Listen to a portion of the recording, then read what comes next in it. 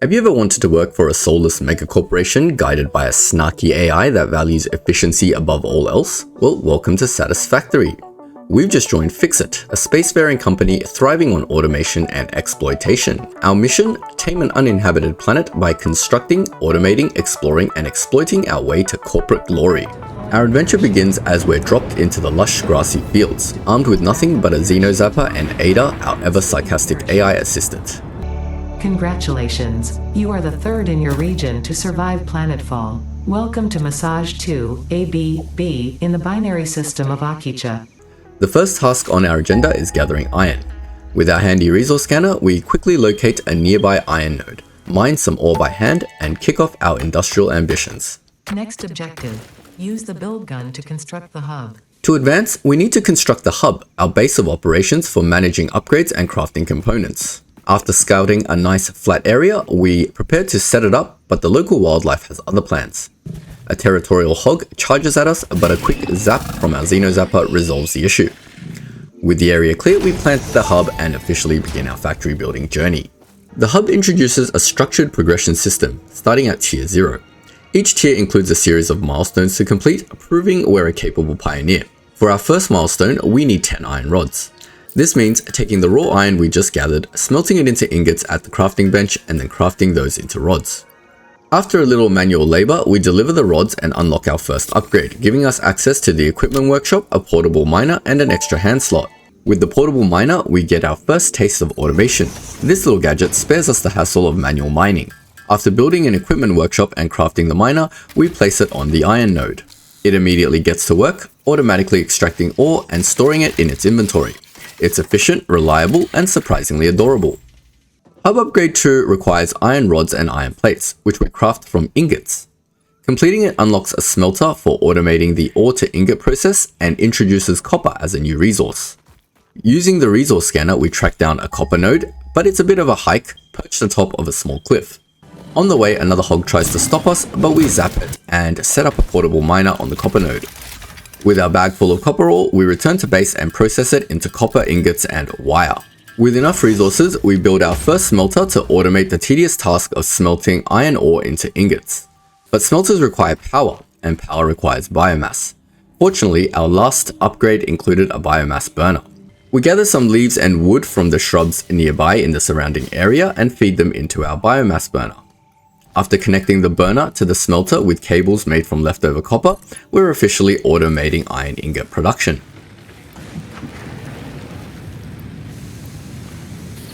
Hub Upgrade 3 brings us the Constructor, a key building that can automatically craft simple recipes, saving us from endless handcrafting. This hub upgrade also introduces limestone, a vital resource for producing concrete, a material that we'll need to construct power poles. To get started, we locate a nearby limestone deposit, set up a portable miner, and craft our first batch of concrete. In Satisfactory, machines can only connect to one power cable, which is where the power poles come in. With 4 connection points, they allow us to distribute power to multiple machines. Using this, we add a second smelter to process copper ore into ingots. The next step is building the constructor itself, which requires reinforced iron plates, a more complex recipe involving screws made from iron rods. This is our first encounter with a multi-step production chain, turning iron ore into ingots, ingots into rods, rods into screws, and finally combining the screws and plates to create reinforced plates. With the constructor up and running, we automate the production of iron plates by feeding it ingots directly from the smelter, bringing us one step closer to a fully automated factory. Hand-feeding materials into machines is a good start, but we're here to automate. Hub Upgrade 4 introduces the conveyor belts, letting us fully automate the flow of materials. After gathering a hefty amount of iron plates, copper cables, and concrete, we complete the upgrade. Hub Upgrade 4, landing platform and utilities completed. Conveyor belts connect the output of a smelter to the input of our constructor, automating the entire iron plate production process. With a second constructor, we're able to do the same for copper wire, automating 2 of our commonly used construction components. Hub Upgrade 5 introduces a game-changing upgrade, the Miner Mark 1, as well as a second biomass burner for additional power. The Miner Mark 1 is a massive improvement over the portable miner. It has an output that connects directly to a conveyor belt. We set up our first production chain, a miner extracting iron ore, feeding into a smelter, which outputs ingots into a constructor, producing iron rods. With automated production running smoothly, we quickly gather the resources to complete the final hub upgrade in Tier 0. Ada acknowledges our progress, declaring us an officially qualified pioneer. Hub Upgrade 6, Landing Platform Hydraulics, completed. Freighter landing initialized. Congratulations, you have completed onboarding and achieved the absolute minimum skill level required of a Fixit pioneer. Fixit looks forward to your future achievements, because a future with Fixit is a future with you. With Tier 0 complete, we've proven our alignment with Fixit's corporate values of efficiency, optimization, and exploitation. And honestly, I think we're well on our way to Employee of the Month. If you're enjoying the video and you want to support Data Engineer Plays, don't forget to leave a like and hit that subscribe button. And if you have any feedback or suggestions, feel free to share them in the comment section. Before diving into Tier 1 and 2, we make a strategic decision to relocate our base to a central spot between our iron, copper, and limestone deposits. This move sets the stage for a more efficient layout for future expansion. With our new base location established, we upgrade our portable miners on the copper and limestone nodes to miner Mark 1s. This allows us to replace the back and forth trek for resources with conveyor belts that deliver raw materials directly to our base. For copper, we set up a smelter and a constructor at the end of the line, seamlessly transforming ore into wire. Over at the limestone node, we add a constructor to automate concrete production, eliminating another manual task. Next, we turn our attention to iron production. We extend the conveyor belt from the iron mine to the hub and set up a smelter alongside two constructors, one for iron rods and the other for plates. However, we quickly hit our first logistical challenge. Both rods and plates require iron ingots, but we lack the ability to split the smelter's output between the two constructors. Fortunately, the hub has the answer. By unlocking the logistics milestone, we gain access to splitters and mergers, paving the way for more advanced belt systems. With our shiny new splitter, we divide the smelter's output into two belts, one feeding the plate constructor and the other supplying the rod constructor.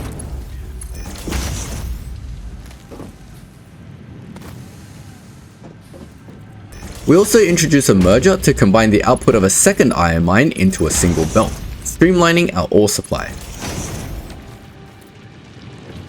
To further optimize, we add another constructor to transform rods into screws, automating yet another production step. All these new smelters, constructors, and miners bring us face to face with a critical power issue. Our two biomass burners can only produce 20 megawatts each, and they're running on leaves and sticks, a fuel source that's extremely labor intensive to gather. Adding a third biomass burner bumps our capacity up to 60 megawatts, but the problem remains. As the factory grows, so does the effort required to collect enough biomass to keep it running. Once again, we turn to the hub for a solution. Unlocking the Tier 2 milestone obstacle clearing grants us access to the chainsaw and a recipe for solid biofuel. Milestone reached. Solid biofuel, created from any biomass, ensures maximum efficiency of biomass burners. To aid in biofuel production, the chainsaw allows for the removal of tougher wood and coral foliage. Armed with our new chainsaw, we craft some solid biofuel and test it out on a nearby forest. This is a game changer. Instead of painstakingly picking up shrubs, we can now fell entire swaths of trees, collecting wood far more efficiently. Solid biofuel, being much more energy dense than raw leaves or wood, reduces the frequency of refueling. But if we're serious about scaling up the factory, a fully manual approach won't cut it. We prototype a semi-automated power system by setting up two constructors, one for converting wood into biomass and another for turning leaves into biomass. We then merge their outputs into a third constructor that produces solid biofuel. By splitting the biofuel output to multiple biomass burners, we create a system that minimizes manual input. With this setup in place, we tested scalability by adding two more biomass burners. Now, our factory runs on 80 megawatts of semi-automated power with the flexibility to expand as our needs grow. It's a big step towards a sustainable and efficient energy solution for expanding our factory. With scalable power now in place, it's time to expand our factory. Up to this point, we've been building everything directly on the planet's surface. And as you can see, the result isn't exactly what you'd call clean or organized. Production chains are about to get more complex, so we need a way to better align our structures and machines. After all, this game's called Satisfactory, not a build machines anywhere factory. Our next milestone, base building, is the key to solving this problem. Unlocking it will give us access to essential construction tools like foundations, ramps, and walls. These will allow us to create a clean and scalable factory layout, which is crucial as we dive into more intricate production lines. Milestone reached. Several new structures are now available for improving factory organization. Foundations provide a building grid, which makes it easier to manage placement of any structure. In the event that you are experiencing amnesia for all events prior to planetfall, be reassured that memories of beloved humans and/or animals would have only been distractions from your important mission. Before diving into our first factory building, we tweak our copper setup. By splitting the smelter's ingot output into 2 constructors, we can now produce both cables and wires. This completes our temporary setup, giving us access to all the basic materials so we can focus on building properly. Next, we wrap up Tier 1 by unlocking field research in the hub, granting us access to the MAM, the Molecular Analysis Machine. Milestone reached. Supply the Molecular Analysis Machine, referred to as the MAM, with local resources to research and develop new technologies. Potential technologies include exploration tools, weapons, and factory buildings. These are essential for maximizing your Pioneer efficiency and alignment with Fixit's core pillars: construct, automate, explore, and exploit. To advance Fixit's mission, all notable phenomena, resources, technology, or other influence should be investigated regardless of any perceived danger, as stated in the Pioneer contract. The MAM functions as a secondary progression system alongside the hub. As we explore the world, we'll discover new materials, each tied to specific tech trees in the MAM.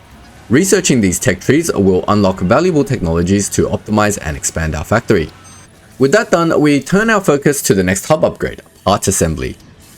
This milestone unlocks the assembler, a more advanced constructor capable of combining multiple base materials into components like reinforced iron plates. No more handcrafting these plates every time we need a constructor. But since the production chain is fairly complex, we decide to use our shiny new building tools to create a specialized factory for this task. We start by laying some foundation, literally. Foundations provide a perfectly flat and aligned surface for our machines. Using this, we can place smelters in a neat row and connect them to the 2 new miners feeding off nearby iron nodes. We use conveyor belts to bring the ore to the smelters and add ramps to create stairways, allowing us to build vertically. We merge the smelter's output into a single conveyor belt carrying 60 iron ingot per minute, just enough to saturate a Mark I belt. A conveyor lift transports the ingots upstairs for further processing.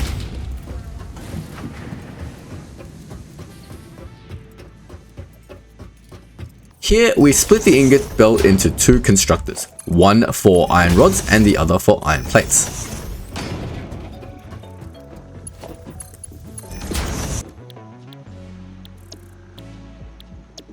We add a 3rd constructor to immediately convert all those rods into screws.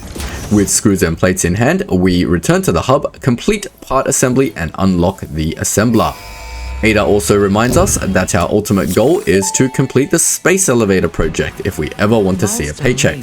The assembler can produce more complex parts, including the first project part, smart plating, which is crucial for initiating project assembly. Project parts must be delivered to the space elevator. By completing your contracted duties as part of project assembly, you will definitely be helping achieve Fixit company goals without any other ulterior motive.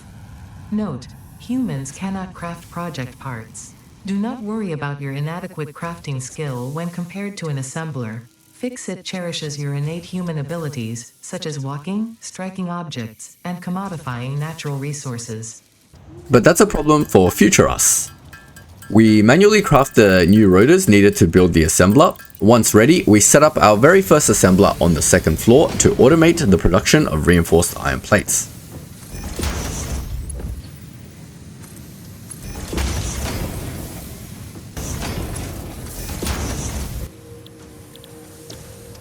A conveyor lift delivers the finished plates back downstairs and out the front of our factory into a storage container. Now whenever we need reinforced iron plates, they're ready and waiting for us. And with that, we've completed our very first factory, a proper purpose-built setup.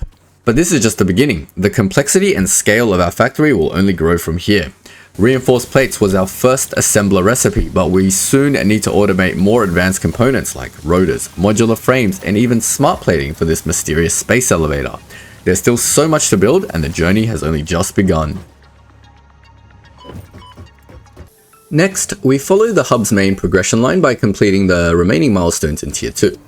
One of these, the Resource Sync program, is a particularly useful upgrade.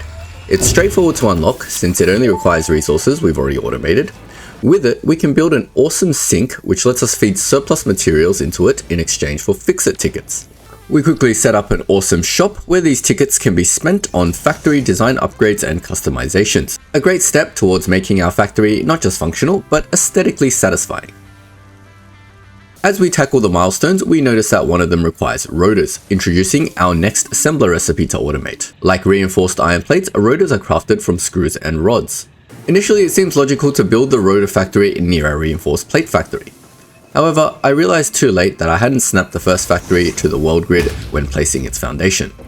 Aligning a factory sections to the world grid ensures that everything lines up neatly when expanding later, so we pivot. Instead of retrofitting, we build a new factory section near 2 untapped iron nodes, leaving plenty of room for future growth. Having learned from our first factory, we start this one with some elevation to avoid interference from rocks and uneven terrain. The design follows a similar multi-level pattern, the ground floor for smelting and an upper floor for assembling. 2 miners feed into the smelters and their outputs are merged and sent upstairs via conveyor lift. The second floor mirrors the reinforced plate factory, as the recipes are quite similar. Ingots are split between 2 constructors, each producing iron rods. A third constructor converts the rods into screws, and these components are combined in an assembler to produce rotors.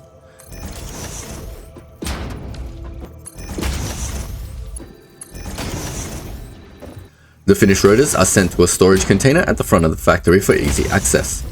With that, another complex component is fully automated. Rotors, like other complex components, are slow to produce, just 4 per minute. Next, we unlock the Logistics Mark II milestone, allowing us to make Mark II belts and lifts, doubling their throughput.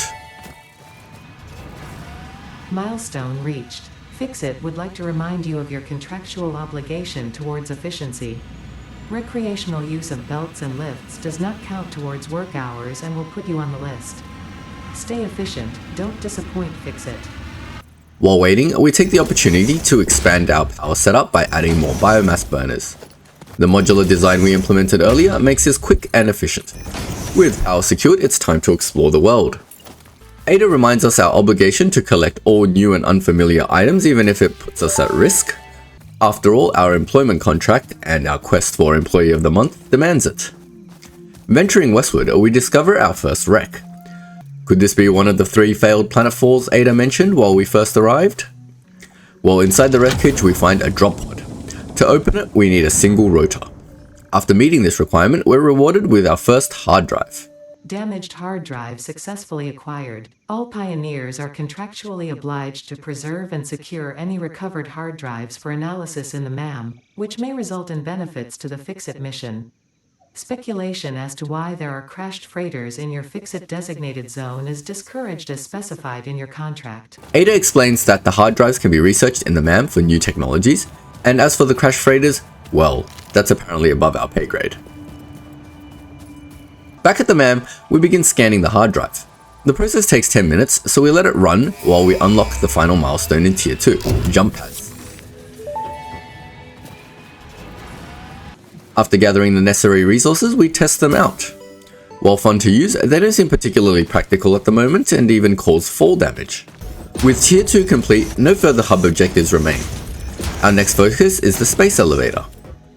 Thanks to our automated production, gathering the required materials, concrete, iron plate, iron rod, and copper wire is no issue. We set up a large platform near our rotor factory and construct the elevator. It's an impressive structure, and its completion unlocks Phase 1. Delivering 50 smart plating.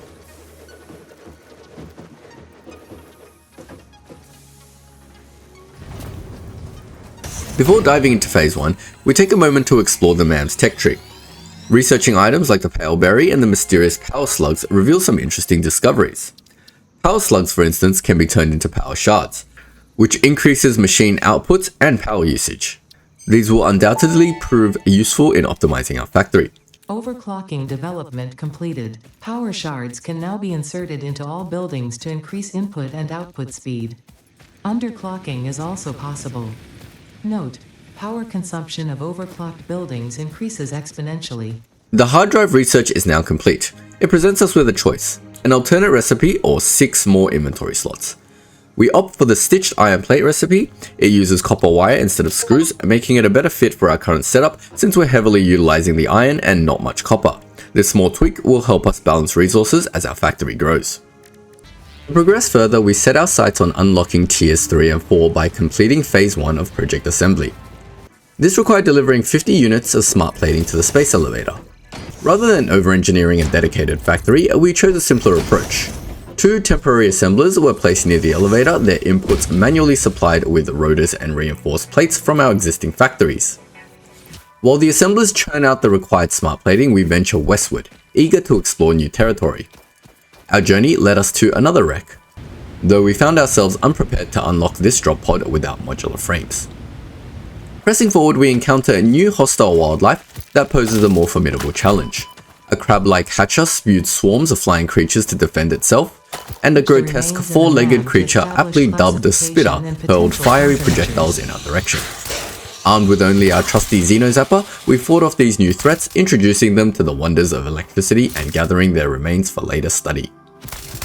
Returning to base, the assemblers had finished their tasks. The smart plating was delivered, completing phase 1 and unlocking the next 2 hub tiers.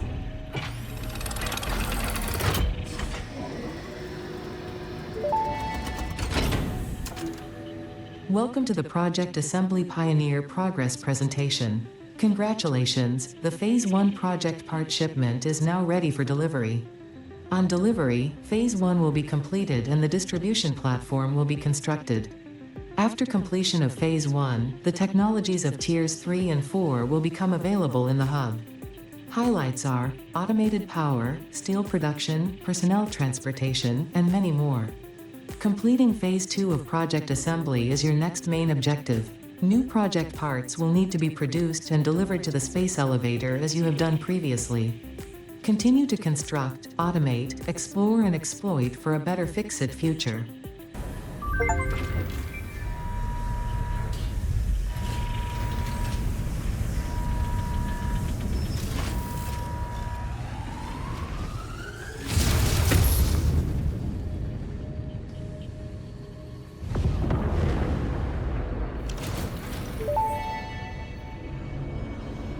Phase 1 of project assembly completed. This is only the beginning of project assembly, the first step towards saving the day. You have performed adequately so far. Reminder: not only is Fix-It saving humanity, it is saving all of Earth, including kittens and puppies. It is statistically likely that you appreciate the continued existence of kittens and/or puppies. Continue the work for their sake. Continue the work for Fix-It. It is time to start the work on Phase 2 of project assembly. Among the rewards was coal power, our first fully automated energy source, a game changer for expansion. Milestone reached. Power production can now be fully automated by burning coal, which has been added to the resource scanner. Water is also necessary to run the coal-powered generator and will require a network of pipelines to be transported from a water source. To assist with locating and identifying water, Fix-It has compiled this guide. Water is a somewhat reflective liquid and it may have thick vegetation growing nearby. To test if something is water, try touching it. If it is not solid and does not corrode your suit, it is probably water. With our newfound understanding for how water works, we begin scanning for coal, finding a deposit a kilometer north. Coal power also requires water, which are carried through pipes, so we prepare by setting up a new constructor to prepare copper sheets, which is a required construction material for pipes. We head north to find coal nodes and come across a steep drop. The coal's down in a valley, but our first real threat isn't a creature, it's gravity. One wrong step and down we go. Lesson learned, we need to build a proper path to get down there safely. Since Ada won't pay us, we treat ourselves at the awesome shop and grab a ladder, a handy tool for going up and down. We set one up near the north cliff for easy access, but gravity once again proves itself superior to data engineers.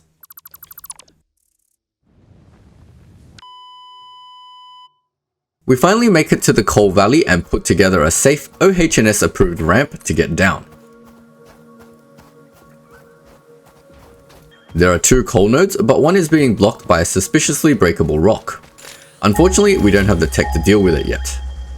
With 1 miner in place, we belt the coal towards a nearby lake, the perfect site for a power plant. The lake's flat terrain and access to water make it ideal. Using a biomass burner for temporary power, we begin assembling the plant. Each coal power plant requires 15 coal and 45 cubic meters of water per minute.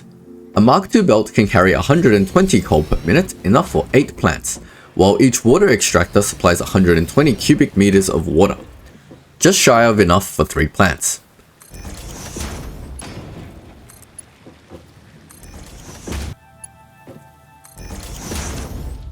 To meet demand, we overclock the miner to 200% using power shards, producing 120 coal per minute, saturating a Mark II belt. Our initial setup included 6 power plants and 2 water extractors, slightly undersupplying the system. While not perfect, the grid generates around 450 megawatts of power, triple our previous output and fully automated. It marks a major step forward, providing the energy needed to support our growing operations. With our new 450 megawatts of coal power, we can finally say goodbye to the old biomass burners. No more chopping down trees to keep the lights on. This is a huge relief, as with all the time we've freed up, it's time to think bigger. We start planning a proper factory to churn out all the basic materials like iron plates and rods. The multi-level factory design we use for rotors and reinforced plates has been working out great, so we decide to build another one right next to the rotor factory. We designed this factory to handle a full Mark II belt of input, which means we need 4 smelters on the bottom floor. We grab some upgrades from the awesome shop, including conveyor walls, catwalks, and wall power outlets, and head to claim our new iron nodes. Just south of our base, we find 3 normal quality iron nodes perfect for the task. We get to work, we set up 3 miners and merge their outputs, and the iron starts flowing to our base.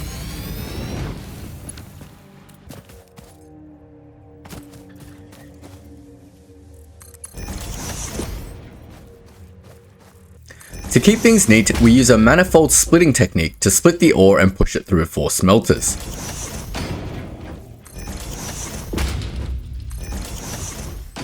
Plus, we use the wall power outlets on the ceiling to keep the cables out of sight and organized.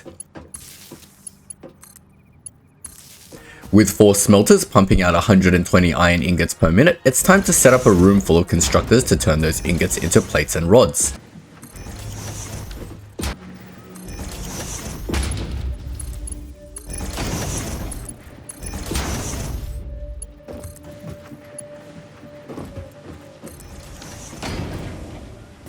We even get creative with conveyor walls, sending the iron rods upstairs for further processing.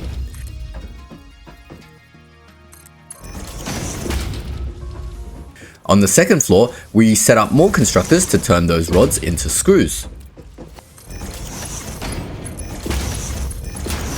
We decide to make each floor 3 wall tiles high, plenty of room for belt management.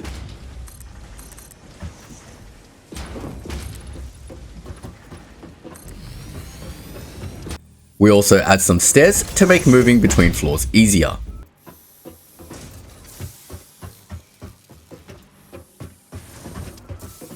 With the screws, plates, and rods now automated, we can finally decommission the temporary setup we had from the beginning of the game. That frees up 2 iron miners that we can repurpose for future expansion. With our iron processing facility now cranking out all of the basic materials, it's time to turn our focus to copper. We decide to build a separate section for copper, keeping it apart from the iron setup, and place it right next door to our iron processing facility. We set up 4 smelters, even though that might be a bit overkill for now, it's always good to plan ahead. We test the new design using conveyor lifts to bring raw copper ore in through the subfloor. This helps keep the main factory floor clear and walkable, which is always a win. With the smelters ready, it's time to find some copper to feed them.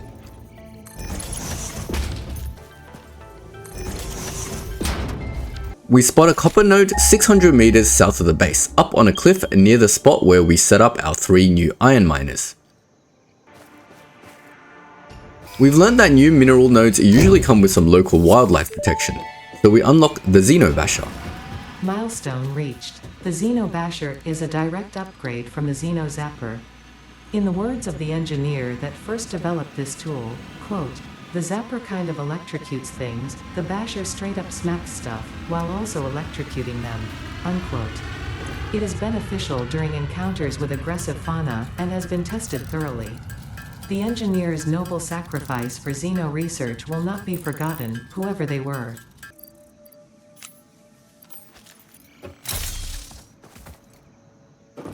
Ada promises this upgraded version of the Xenozapper will be a much better territory negotiation tool, and she's right.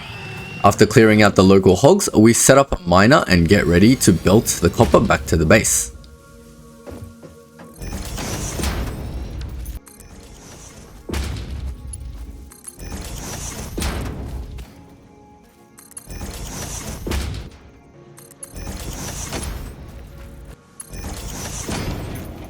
We try out stackable conveyor poles to make it easier for the copper to follow the same track as the iron ore.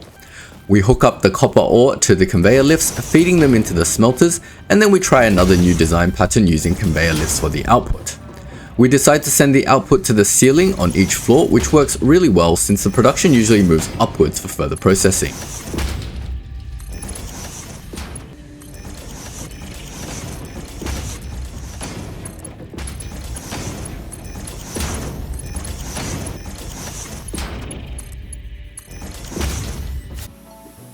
The copper ingots head to the second floor, where we set up constructors to turn them into wires and sheets. Next, we send the copper wires up via conveyor lift to the third floor to make cable.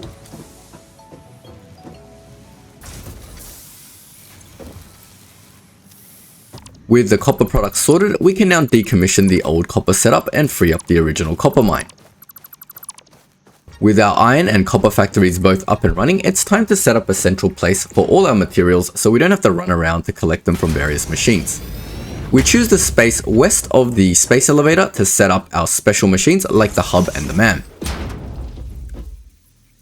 Next, we set up a platform with storage containers to act as a shopping mall for grabbing materials whenever we need them. Belting out 5 different materials from the copper and iron factories isn't as easy as it sounds. So we start out with 1, iron plates. We send the iron plates via conveyor lift up to the ceiling, then out through a conveyor wall. We build a platform to route the belts from the factory to the storage containers and connect everything.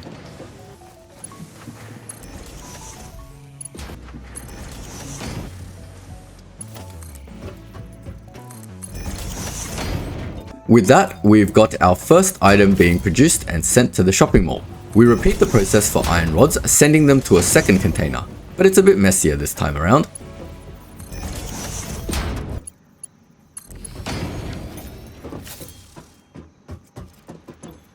On the other side, we set up storage containers for copper products. We've got 3 copper products to deal with at the moment: sheets, wire, and cable.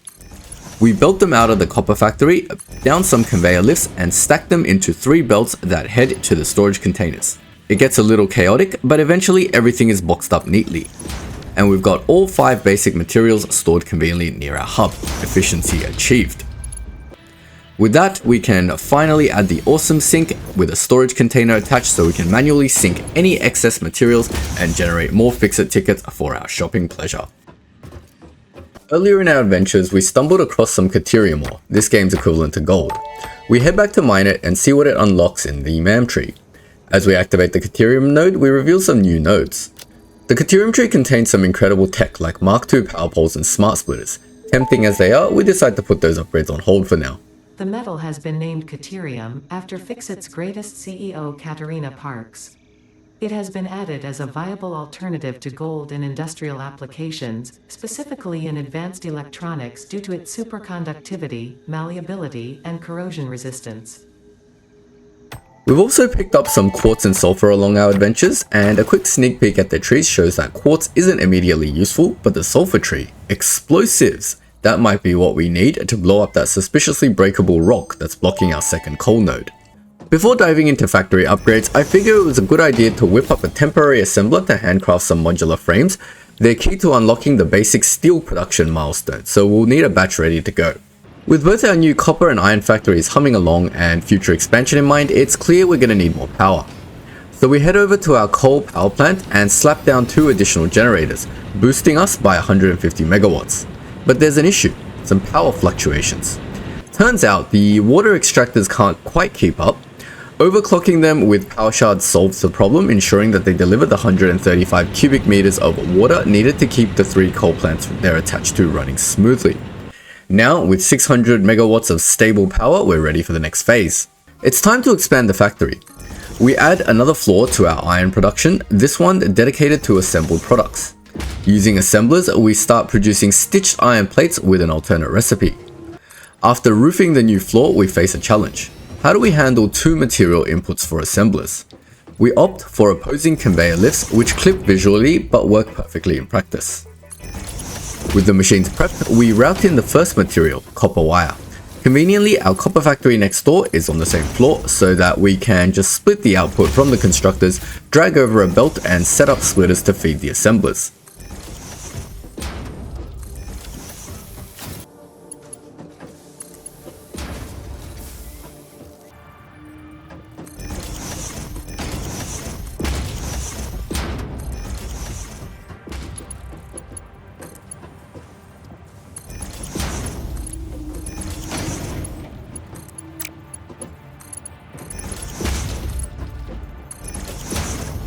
Next, we route iron plates up to this floor, splitting them between the assemblers and the storage system.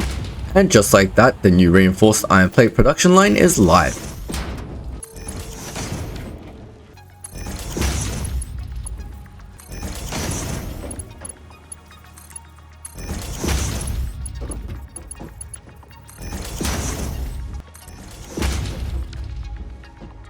With its output routed up to a storage box, we finally have enough plates to keep up with the demand for Mark II belts and lifts.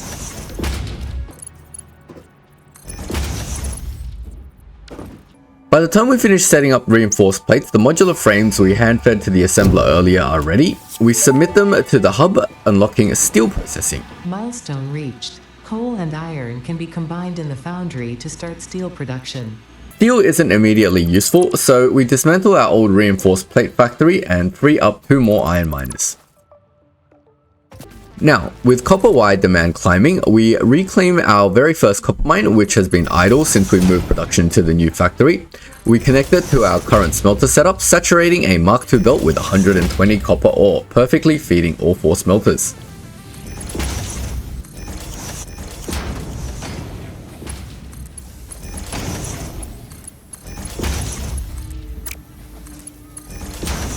With our surplus of reinforced iron plates, we can add another assembler for modular frames. It's easy to feed plates in since they're made right next door, but routing the iron rods takes a bit more effort.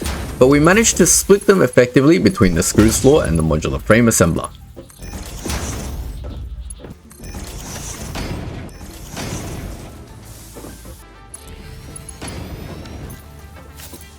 After some quick calculations, it's clear that we're still short on copper wire. No problem, we add 2 more constructors to double the wire output. Our modular factory design makes this expansion a breeze.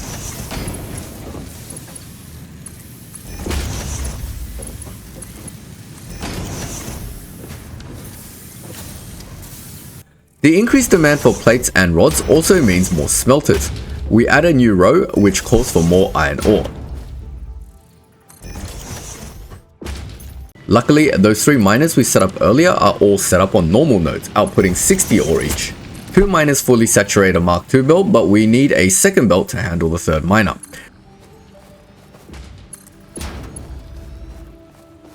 We fix that oversight and feed the extra ore into 4 additional smelters. Yes, I know they're undersupplied, but we'll fix that later. Although those smelters are slightly undersupplied for now, this gives us 2 belts of iron ingots, one dedicated to plates and the other dedicated to rods, easing some of our strain on our production lines. It's a reminder of how high-level components ripple through the supply chain, creating massive downstream demand. Finally, our modular frame assembler is up and running. Like every other product, its output gets routed into a storage box. This is crucial because the next milestones will need larger volumes of modular frames. With everything in place, we're ready to keep pushing forward.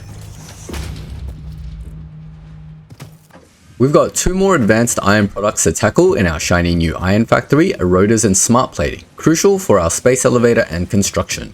But a quick bit of maths reveals a problem. Our current production of iron plates and rods isn't even close to what we'll need for this next big expansion, so it's time to scale up big time. First, we completely dismantle the construction floor. It's a clean slate for rebuilding. We set up a fresh 4 constructors dedicated to iron plates, maxing out a full Mark II belt of ingots. Then we rework the iron rod line, making sure 8 constructors are ready to consume every ounce of our second belt of iron ingots. For the rotors, things get a little trickier. Each assembler guzzles 100 screws per minute, but a Mark II belt can only carry 120 screws. To feed 2 rotor assemblers, we'll need 2 dedicated screw lines. So we jump back to the drawing board and overhaul the 3rd floor of our iron factory to handle this. Oh, and we're still short on modular frames. No problem, we slap in a second assembler to double the output. Finally, it's time to add a brand new floor for rotors and smart plating production.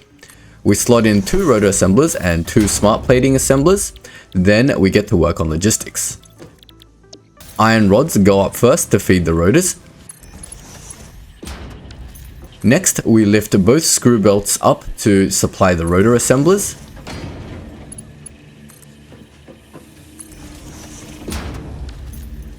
And once the rotors are churning out, we merge and split their output to feed the smart plating assemblers. The second smart plating ingredient, reinforced iron plates, gets routed up from the floor below to complete the process. With everything in place, we route the outputs.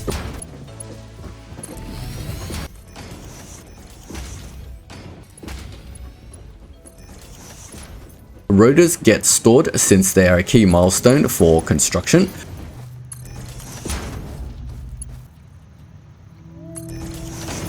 Smart plating, on the other hand, heads straight to the space elevator, fully automating one of the 3 components it needs. And with that, rotors are officially automated in our revamped factory. We say goodbye to our old makeshift setups, marking a major milestone. The temporary era is over, we're now running on a sleek modular system. With iron and copper products fully handled, it's time to move on to steel production. We've already unlocked the steel milestone, granting us a foundry, a building designed to smelt steel ingots. But there's a catch. Steel ingots need both iron and coal. As luck would have it, there's no coal anywhere near our base. The closest deposits are a kilometer away, either north, where our power station is, or a single pure node directly south. We decide to claim the southern coal node, keeping the northern ones reserved for future power expansion. Transporting resources over such long distances calls for a new solution, and that's where Tier 3's final milestone comes in, vehicular transport.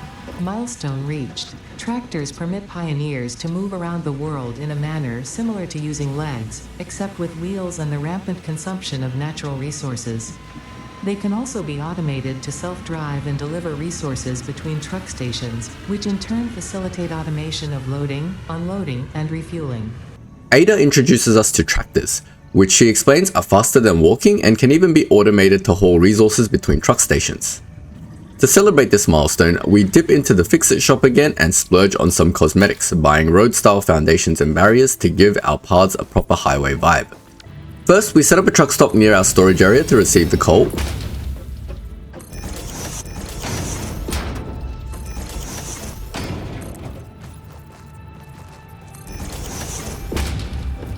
Then we build our first tractor and map out a route south towards the coal node. Tractors can use any type of fuel and have a self-driving feature, much like pioneers, only more reliable.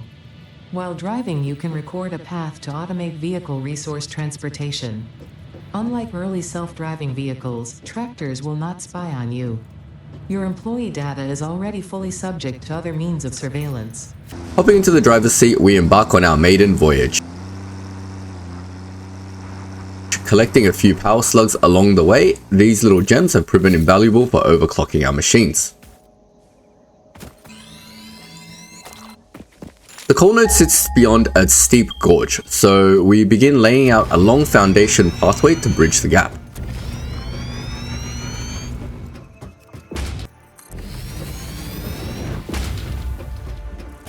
After fending off some local wildlife, we reach the node where we stumble upon our very first summer sloop, a mysterious alien item ripe for man research. We place our miner on the coal node and decorate the area with some foundation and railing to give it a proper mining look.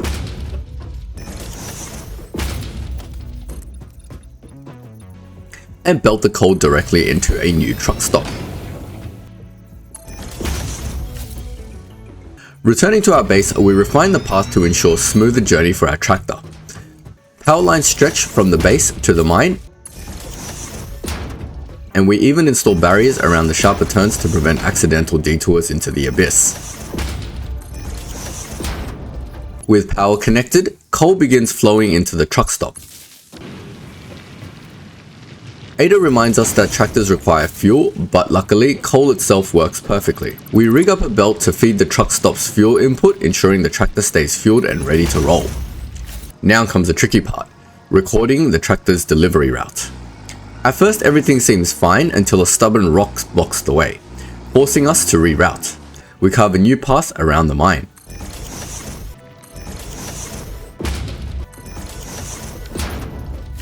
As someone with notoriously bad driving skills, navigating the tight turns on a single width pathway proves challenging.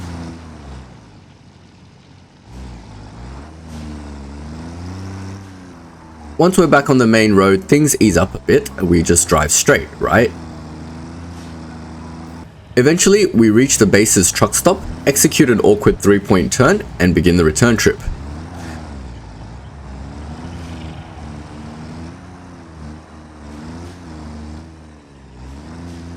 After a few close calls, we complete the loop and the tractor can now run on autopilot.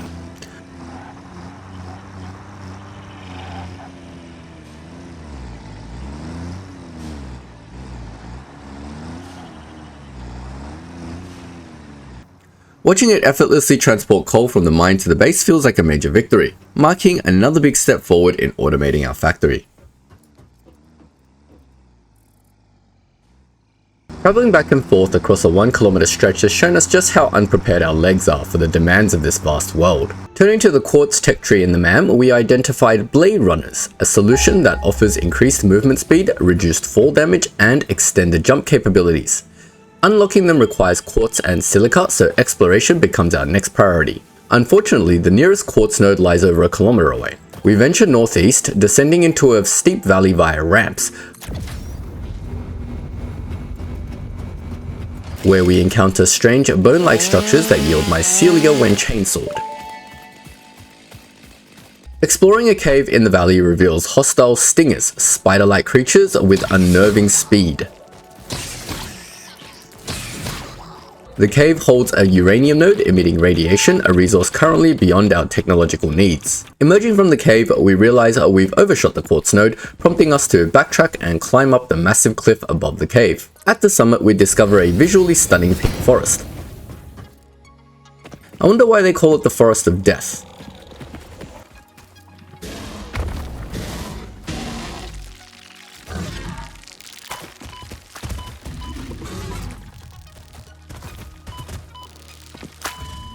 Oh, right. After respawning and retrieving our corpse and some creative foundation pathing, we finally locate the quartz node to the east, just beyond the forest.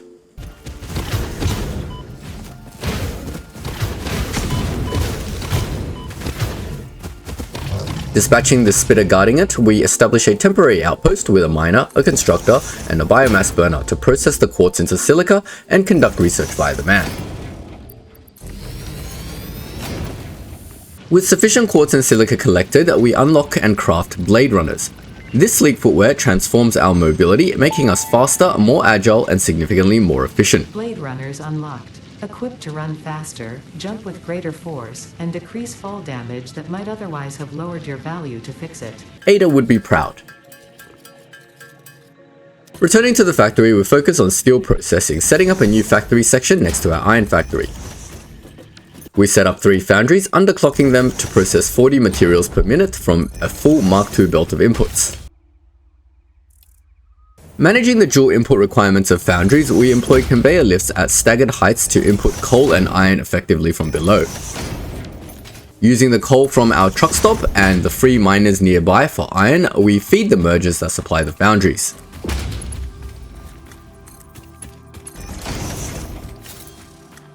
As for the initial outputs, we make two constructors, one for steel pipes and the other for steel beams, unsure of their full applications. After powering up this new section, our factory begins producing its first steel products, which we stockpile into storage containers at the hub. The layout of our factory necessitates creative solutions for logistics. With the top section already hosting 4 belts, we purchase conveyor ceiling mounts from the fix-it shop. These mounts will allow us to utilize the underside of the foundation, effectively routing steel pipes and beams to the designated storage containers. With steel production underway, we turn to the hub to unlock the Tier 4 Fix-It Blueprint milestone, hoping to streamline and standardize our construction process. However, the milestone's steep steel plate requirement proves challenging due to our single constructor producing only 15 plates per minute. To bide time, we explore nearby areas, discovering our first immersive sphere and collecting other items to advance various MAM research trees. Eventually, we accumulate enough resources to unlock blueprints and test our first design. The Mark 1 of the blueprint designer allows for a 4x4 grid. If you find yourself struggling to work within the set size restrictions, remember that this is a you problem, and efficiency can always be improved. Which Ada pointedly reminds us is restrictive due to our own incompetence. Despite her snark, we craft the basic 4x4 foundation blueprint, which proves remarkably useful for building efficiently. Building in blueprint mode can further optimize your construction process with snapping and quick dismantling options. Build modes are not just there to make your work easier, they compensate for inevitable human error. Fix-It understands humanity like no other, and humanity needs you to be efficient and productive at all times. Next, we target Logistics Mark 3, unlocking Mark 3 belts and lifts capable of transporting up to 270 items per minute. Milestone reached. Improved storage containers and the conveyor belt Mark 3 provide the obviously necessary tools for improving your current setup. Upon our pod's return, we also unlock advanced steel production, paving the way for Mark 2 miners, which are twice as fast as Mark 1 miners, and advanced steel products that will elevate our factory's capabilities. Milestone reached. The miner Mark 2 allows extraction of resources from nature to fix it at twice the speed of the Mark 1 model. Unfortunately, setting up the production of advanced steel parts and project part number 3, automated wiring, will not be as easy. Every moment you delay reduces the chances of saving humanity. I will not show you the predictions, it would only demotivate you. We've been adding so many new power-hungry buildings to the factory, and with Mark 2 miners and Mark 3 logistics soon doubling our throughput, our coal power system is struggling to keep up. The consumption is creeping closer to 600 megawatts, and it's clear that we need to head back to our power station to boost output. Doubling coal production starts with crafting our very first Mark II miner, which requires encased industrial beams, a material we just unlocked with advanced steel production. We throw together a temporary assembler to make the beams, then head over to the power plant and upgrade our coal miner to Mark II. Our original coal power setup taught us a lot, particularly how not to design for scalability. This time, we're going with something new. We lay fresh foundation over the lake and experiment with a more compact, scalable design. The plan? Place coal generators back to back so twice as many can feed off a single coal belt. From experience, we know overclocking one water extractor to feed 3 coal plants isn't as efficient as underclocking it to perfectly feed 2. So we route the pipes underneath the plants, letting one underclocked extractor feed 2 coal plants. We designed the prototype with 8 generators matching the output of our old plant fed by 4 water extractors. The new layout is far more condensed and scalable. We even add some stairs for access to the pipe sublevel and railings to keep things OH&S compliant and visually appealing.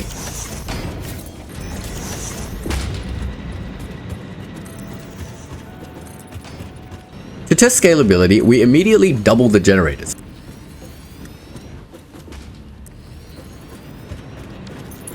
Extending the coal belt is straightforward, we just add splitters and conveyor lifts for the new coal generators.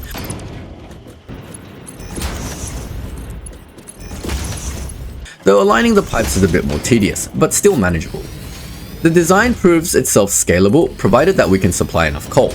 With a Mark II miner on the normal coal node, overclocked with 2 power shards, we can extract 240 coal per minute, enough to support 16 generators. We upgrade our belt to Mark III to carry this new volume, and with 8 generators on each side, we're now cranking out an impressive 1200 megawatts of power to fuel our factory's future growth. But one coal miner isn't going to be enough forever, so we turn our attention to a nearby coal node blocked by a suspiciously fragile rock. The sulfur tech tree in the MAM hints at explosives, so we scan for sulfur and set off to investigate. Heading west from the power plant, we climb a waterfall and stumble upon a hard drive rack needing 40 megawatts of power. A quick setup of biomass burners gives us just enough juice to claim it, though we don't linger to question what caused the crash.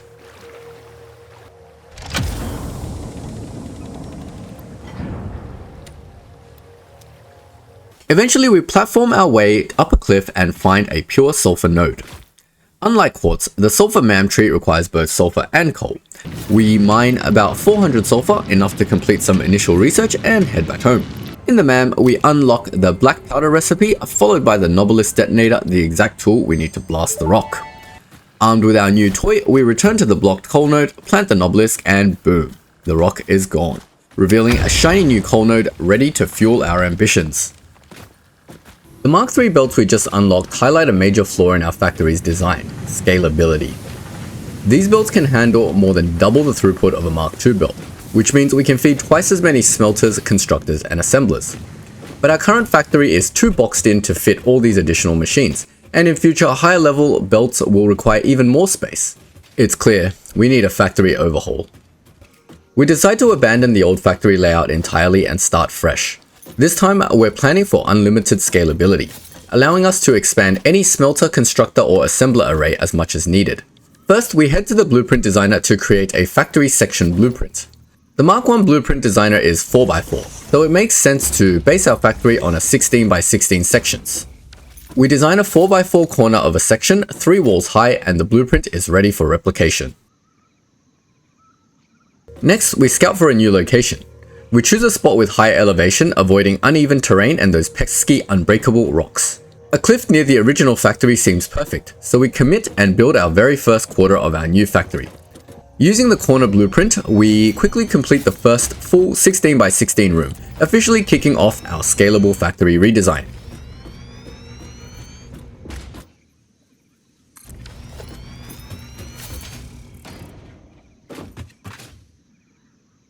We sanity check the design by placing some smelters and everything works perfectly. The layout allows us to expand southward indefinitely as we unlock higher throughput belts.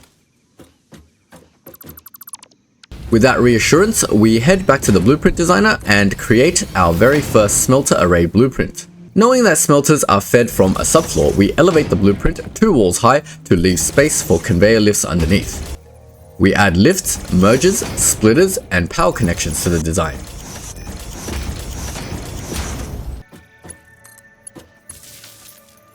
By removing the floors and walls from the blueprint, we are left with 4 fully connected smelters ready to deploy.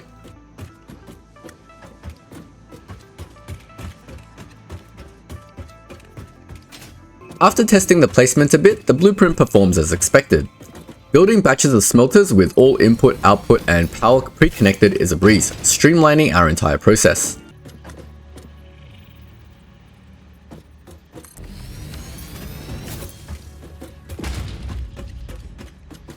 To speed up travel between the old and new factories, we unlock the Hypertube milestone at the hub. Milestone reached. By adding hypertube entrances at both ends of hypertubes, pioneers can achieve two-way travel between locations.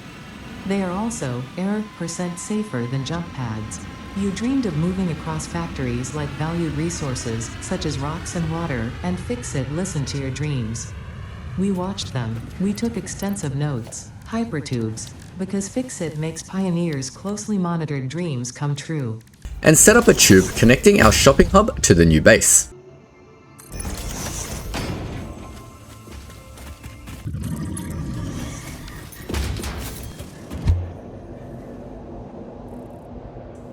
With that in place, we dive back into building. We expand the smelting floor, adding 2 iron smelting arrays, and then move onto a new section for copper smelters.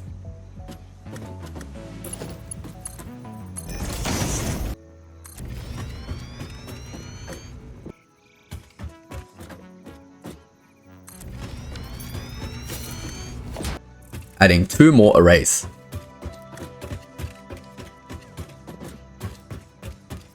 To keep things organized, we clean up the subfloor by adding walls to separate the different 16 by 16 sections of our factory. With the smelting floors complete, we turn our attention to constructors. Back at the blueprint designer, we create an array of 4 constructors, adding all the lifts, connections, and power hookups.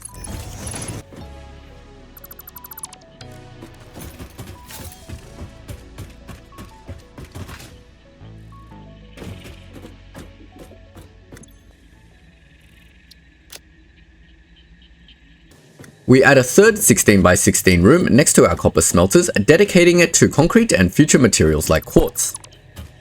Limestone and quartz require constructors instead of smelters, so we put our new constructor blueprint to good use, although we do have to modify it a little bit so that the conveyor lifts come from the subfloor.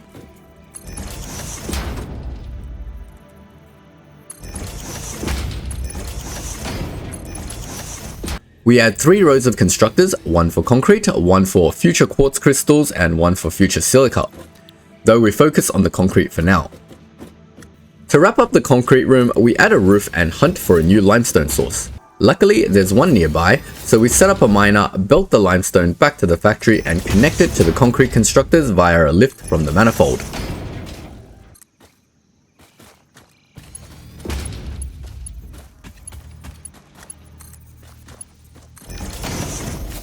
Once we hook everything up to power, the new concrete constructors hum to life, and finally we route the output to a nearby storage chest, giving us easy access to all the concrete we'll need for future projects.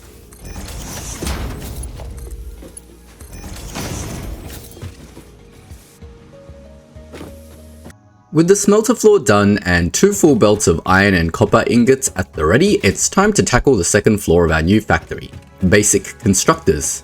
We set up a staircase to ascend to the second floor, where we've got 3 spacious 16 by 16 sections waiting to be filled.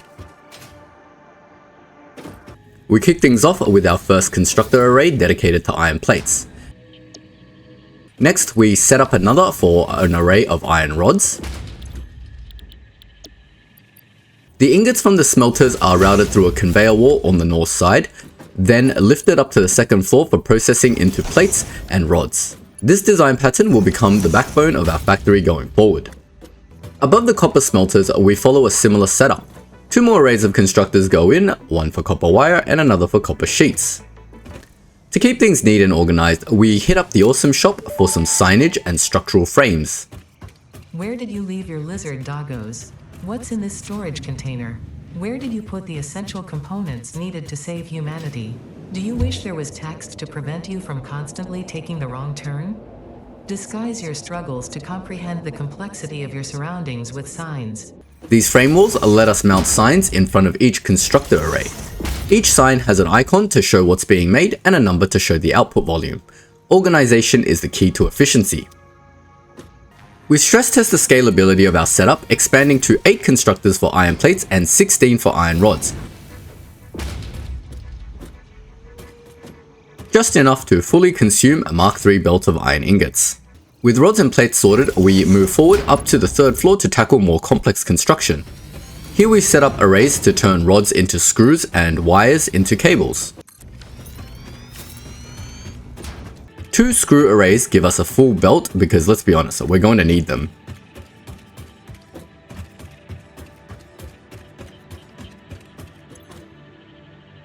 While the constructors are straightforward to place using blueprints, routing the belts for input and output is a whole different story.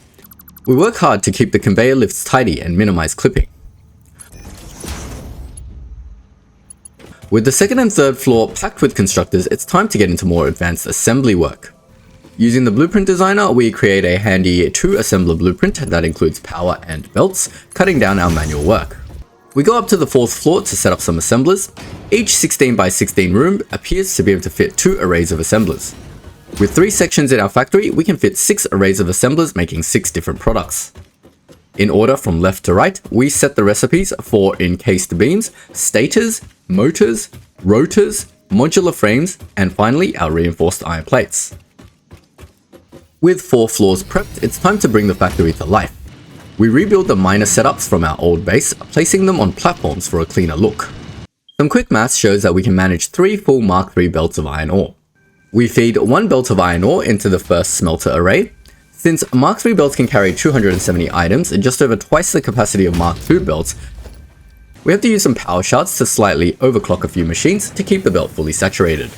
The other iron and copper nodes are a bit further away, so we unlock the expanded power infrastructure at the hub to cleanly power the distant miners.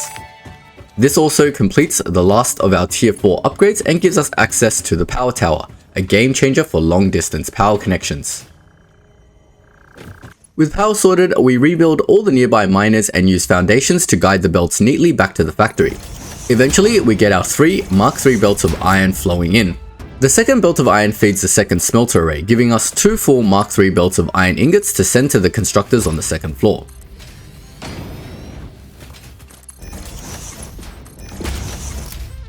Next, we tackle the copper miners. We overclock one to hit 270 items per minute and route the belt back to the copper smelting array. A second copper belt from a nearby node feeds into the second smelting array. With ore and ingots flowing smoothly, the factory is fully operational for basic construction materials. We finish off the 4th assembler floor with a roof and dive into the daunting task of belting the inputs into the assemblers. This process is messy and math heavy, nearly filling the north wall with conveyor lifts. It's chaotic, but I kinda love how it looks.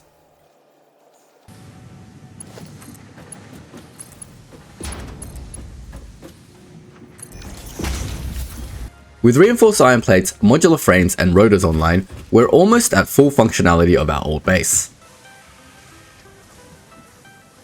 We take a quick break from belts to make a 4x4 road blueprint, something that we'll use for reaching far off resources and give the factory a more industrial vibe. We set up a road to divide our current main factory, and across the road we start work on our new steel factory.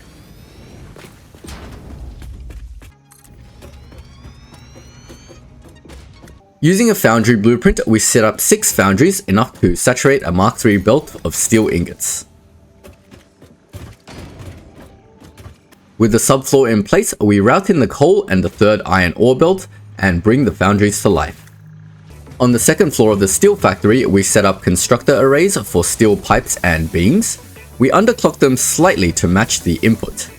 This produces about 52 beams and 40 pipes per minute, nearly quadrupling the output of our old factory, a huge boost for those steel-hungry Mark III belts. We build the beams across to feed the encased beam assembler, and we also send the pipes over to the stator assembler. Things are getting a bit complicated now, with some material not being fully consumed. To stay on top of things, we add some notes to our signage. We show the production numbers and the availability numbers denoted by the letters P and A. With our assembler floor hard at work producing all the complex components on the 4th floor of our main factory, it's time to focus on the 5th floor. Here, we'll add even more assemblers to process those components into space elevator parts needed to complete Project Assembly Phase 2. We set up 3 new arrays of assemblers, one for smart plating, another for versatile framework, and a 3rd for automated wiring. Once the recipes are locked in, we tackle the logistics of sorting the inputs. A roof goes up over the 5th floor along with conveyor walls to keep the belts neat. As usual, routing the components for these complex recipe gets a bit chaotic, but we manage to sort it out. Now all the space elevator components are automated and ready to go. The most logical spot for the space elevator is directly above the 5th floor, where the components are being produced. So we build it on the roof, routing the finished components straight up through the conveyor walls and directly into the space elevator. With Phase 2 components now steadily flowing, we turn our attention to creating a central hub and storage area for the new factory. Using our road blueprint, we separate the factory from this new section and giving it some breathing room. The hub and storage area makes sense right next to the factory, so we designate a space on the other side of the road. However, the north wall is already so crammed full of this, making the task of bringing materials into the storage a bit of a puzzle. Since we haven't unlocked the smart splitter in the Caterium tree yet, I decide to pull materials from the tail ends of their respective assembler arrays. For example, I head to the 4th floor to grab the excess iron plates directly from the end of the reinforced iron plate assembler input. It's going to be a future problem for DataEngineerPlays to solve. Back on the ground floor, we test this system with a storage container. By connecting a lift from the assembler array to an elevated lift leading to the container, we create this sort of bridge. It works! The iron plates are officially flowing into storage. From there, it's rinse and repeat. Iron rods, copper sheets, and every other basic material are painstakingly routed into the storage containers. It's a tedious process, but eventually every resource flows neatly into its container, ready for future construction projects. Next, we rebuild the essential hub buildings near the storage area. We place the hub, MAM, equipment workshop, awesome sink, and awesome shop all in a tidy row. With that, the new factory setup is complete. All that's left is to dismantle the old factory, a thankless but necessary task that I'm sure Ada will appreciate. With our new factory running smoothly, we notice that we're nearing our 1200 megawatt power cap. Luckily, we recently uncorked the second coal node near our power plant. We quickly expand our power plant, bringing in another Mark III belt of coal. We can only add 8 more generators before hitting the lake's edge, which gives us an extra 600 megawatts of power. Plenty until we unlock a new energy source. While waiting for phase 2 of the space elevator to finish, we decide to automate quartz. Since the factory already has a dedicated section for quartz processing, it's time to connect it. Using our road blueprint, we extend a route towards the quartz deposit.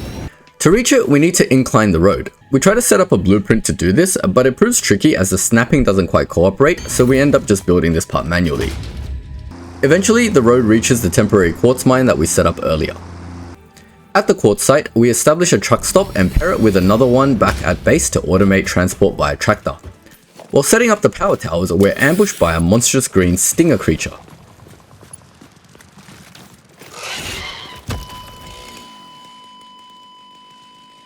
This time, we're more cautious and successfully power the mine. Finally, phase 2 of project assembly is complete, unlocking tiers 5 and 6. Welcome to the Project Assembly Pioneer Progress presentation. Congratulations, the Phase 2 project part shipment is now ready for delivery. On delivery, Phase 2 will be completed and the construction dock will be constructed. After completion of Phase 2, the technologies of Tiers 5 and 6 will become available in the hub. These might feel intimidating after your previous experience, but rest assured that you would not be here if you were entirely incompetent. Highlights are oil production, railway transportation, the jetpack, and many more. Completing Phase 3 of Project Assembly is your next main objective. Just remember to focus on producing and delivering the project parts, and Fixit's faith in you will be strengthened.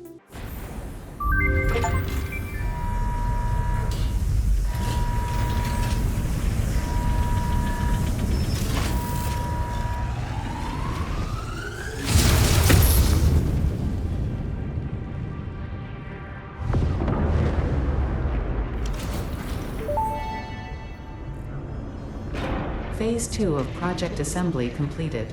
You have been performing more adequately under pressure and are closer than ever to saving the day. Perhaps you were the right choice for the job. Time will tell.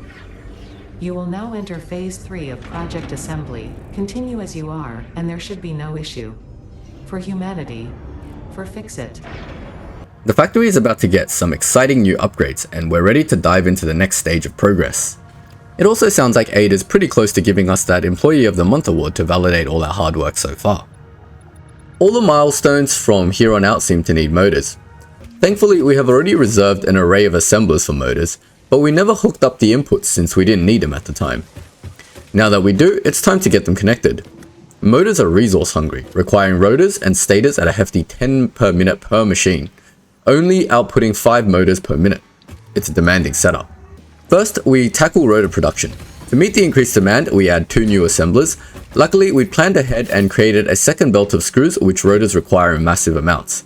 Rods are in decent supply, so we connect everything up, giving us an extra 8 rotors per minute. To keep things organized, we also update our notes with more advanced notations, logging what each component is used for, because backtracking along every single belt every time is becoming incredibly tedious. Next, we focus on stators. Our current production isn't enough to spare 10 stators for the motor assemblers, so we need to add 2 more assemblers, running them at 50% capacity to avoid tearing apart our blueprints. With everything in place, we feed the inputs into the motor assemblers, belt the motors into a storage box, and wait for them to accumulate. Our old staircase on the north wall is now in the way of all the conveyor lifts, so we need to relocate it inside the factory. This small change makes traversing between floors much smoother. With our first batch of motors, we unlock the jetpack. Milestone reached. Fix-It has granted you the power of flight, provided you have a jetpack and the appropriate fuels. The jetpack refuels automatically while you are standing on a surface, and different fuel types will affect the jetpack's functionality. With this increased versatility, you will no doubt achieve efficiency levels previously unheard of. While it's great for preventing fall damage, using solid biofuel makes it less ideal for sustained upward travel. It's cool, but I wouldn't call it breaking any efficiency records. To ensure we have solid biofuel for the jetpack and quartz truck stop, we set up a quick automation line.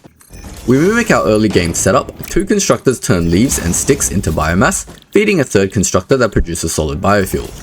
The fuel then routes into a storage container and directly into the truck stop, saving us from ever having to handcraft solid biofuel manually ever again. Back at the quartz mine, we pick up where we left off before being interrupted by the completion of Project Assembly Phase 2. We record the tractor's path to automate quartz delivery from the mine to the base. Driving on the 2-tile wide road makes this process so much smoother. Even with my awful driving skills, I managed to navigate the corners without crashing.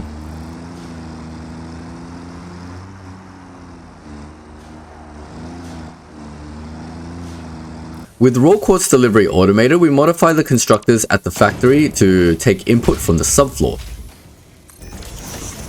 We add signs to crunch the numbers to split the raw quartz between silica and quartz crystals. The recipes conveniently balance out. 90 raw quartz goes into 4 constructors to produce 150 silica, while 150 raw quartz produces 90 quartz crystals. Together they nearly consume an entire Mark III belt. Once online, we route both products into storage boxes at the shopping hub. With silica now available, we can finally add windows to our factory. And they look amazing! We start by adding windows to the west wall of the first floor as a test, and they instantly elevate the factory's vibe. That said, the doorway still looks pretty bland, so we splurge at the shop for some decorative items. Using beams and beam connectors, we frame the doorway, turning it into a stylish entry point to our factory. It's a small touch, but it makes a big difference. Meanwhile, we've stockpiled enough motors to unlock additional hub milestones. Naturally, we go straight for oil processing. It promises a shiny new power source. Milestone reached. Crude oil can now be extracted and refined to produce various industrially beneficial parts.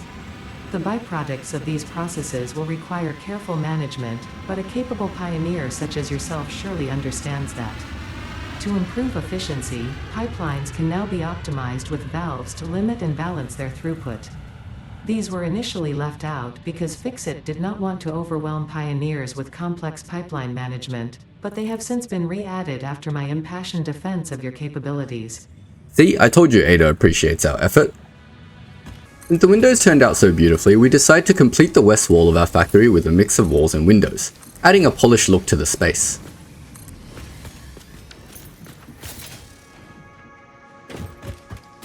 We also fill in the north wall. It's a bit messy with all the conveyor lifts, but it looks quite nice. To improve the organization and the aesthetics, we experiment with separating the factory's 16 by 16 sections using walls and doorways framed with pillars. This segmentation is both functional and visually appealing. To add safety and a splash of color-coded organization, we install railings around the machine sections and paint them to reflect the materials being produced. For example, grey for iron ingots. The frame wall holding the signs gets replaced with a pillar for a cleaner, sleeker appearance. With these upgrades complete, it's time to get back to some real work before Ada starts complaining about inefficiency. We've been laser focused on progressing the hub milestones and the project assembly goals, but it's time to branch out. The Caterium tree offers useful upgrades like improved power poles and smart splitters. Scanning for Caterium reveals a node near our coal extraction site. Before we head out, we use our stockpile of motors to unlock monorail train technology. Milestone reached. Trains are excellent for efficiently moving vast quantities of parts. Train logistics can be made more precise and complex with tools found in the railway signaling milestone. I listen to all my pioneers, often when they're not even aware of it. So due to popular demand, I have added a motivational message. Choo-choo mother. Ada's response to this unlock was a little peculiar, but trains promise to be a faster and more reliable way to transport goods over long distances. capacity. Since we're going exploring, we try out the new Explorer vehicle. It's faster and more agile than the tractor, but even its nimbleness can't fully compensate for my, let's say, creative driving skills.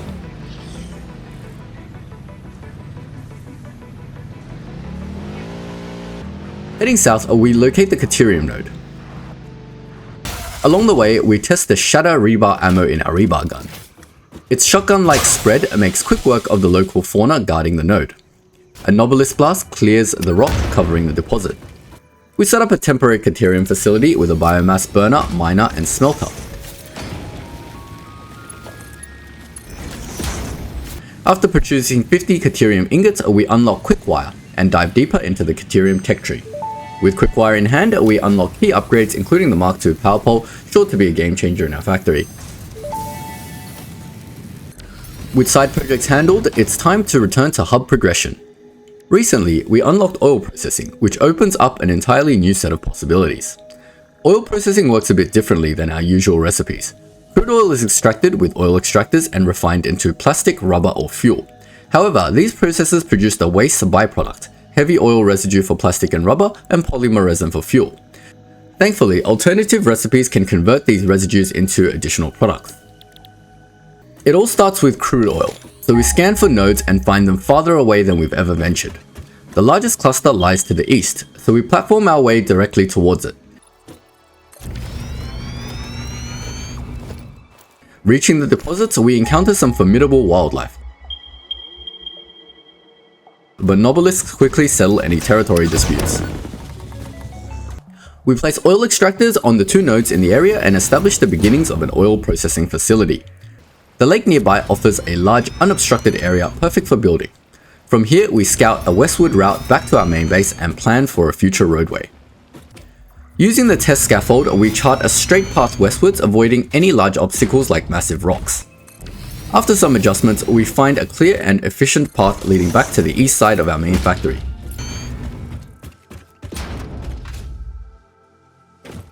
Back at the base, we test some infrastructure ideas. Ideally, we'd like a road, power lines, and a hypertube system connecting the oil fields to our main factory, as frequent travel will likely be necessary. With a solid plan, we construct the main road along the scouted path, complete with hypertube and power lines. Now we're fully equipped to return to the oil fields and expand our oil processing facility. It's time to bring our oil production online and take the next big step forward in our factory's evolution. While paving the road, we found a crashed drop pod that needed a bit of power to unlock. We quickly connected a power line and extracted its hard drive, ready to research some alternative recipes. You never know when these might come in handy. Wait. The next hub milestones need plastic and rubber, perfect timing to start building our oil processing factory. We begin by running a main pipe from one crude oil extractor and plan rows of refineries on either side, plastic on one side and rubber on the other. With a full Mark I pipe able to carry 300 cubic meters per minute, we calculate that it can support 5 refineries of each type, so we set that up. For now, we only connect to one of each refinery to produce some initial plastic and rubber for research. We store the heavy oil residue in fluid buffers since we don't have the power to bring the whole setup online. We need this initial batch of plastic and rubber to unlock petroleum power milestone at the hub. While waiting for production, we plan further. We set aside space for 3 refineries to turn heavy oil residue into fuel and reserve another area for fuel production. A full Mark I pipe handles 5 refineries, giving us 200 cubic meters of fuel output per minute. Once we have our 200 plastic and rubber, we head back to the hub and unlock petroleum power. Milestone reached. It is my honor and privilege to inform you that the fuel-powered generator, as well as the industrial fluid buffer, are now available. Due to a lack of gold in your sector, Caterium will serve as a suitable replacement to construct the fuel-powered generator. Your research into this element was valuable. In fact, you in particular are my most valuable pioneer, but don't tell the others I said that, it would be bad for morale. I don't know about you, but that sounds like we're very close to earning Employee of the Month. Fuel generators seem like the answer to our problems. These massive machines require Quickwire, but thanks to our temporary setup, grabbing a stack is easy. With materials in hand, we head back to the oil field and scout a spot for the generators. Unfortunately, our plan encroaches on a local fly crab family's territory. We offer them some money for their land, but negotiations fail, so a little shatter rebar instead resolves the issue. With the space clear, we set up generators back to back with a fuel line running through the center. Each fuel refinery supports 2 generators, so 5 refineries means room for 10 generators. To test the setup, we connect 2 refineries to 4 generators. Using crude oil from the second extractor, the fuel flows and the generators roar to life, delivering an impressive 1000 megawatts of power. Each generator alone produces 250 megawatts. Dealing with the fuel refinery's byproduct, polymer resin, is tricky. Turning it into plastic or rubber creates potential bottlenecks, which could halt the fuel production, cutting power to our base. Instead, we sink all the resin for now, a simple but effective solution until we unlock smart splitters. We finished the row of 5 fuel refineries and a full set of 10 generators. Walkways and railings complete the power plant's polished look, giving us a buttery smooth 4300 megawatts of reliable power to play with. We extend the crude oil pipeline for plastic and rubber refineries, we connect their inputs and set up a line for the heavy oil residue. This byproduct feeds into 3 refineries, turning it into additional fuel. However, without the technology to deal with that fuel, we face another issue. Excess fuel backups halting plastic and rubber production. Since liquids can't be sunk, we store the fuel in a buffer while looking to the hub for answers. The fluid packaging milestone turns out to be the key.